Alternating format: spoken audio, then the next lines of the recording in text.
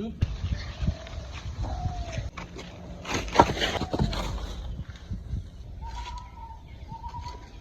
এ ভাই শোনো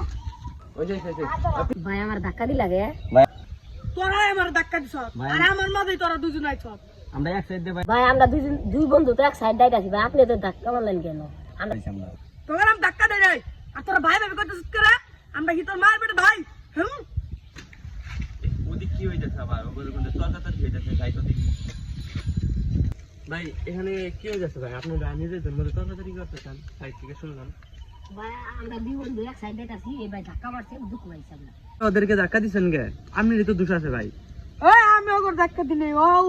আমার মাঝে ওরা আয় বসছে আপনার মাঝে আয় পড়ছে হ্যাঁ ঠিক আছে ন্যাংরা মানুষ এই নু মাস্তানি করতাছ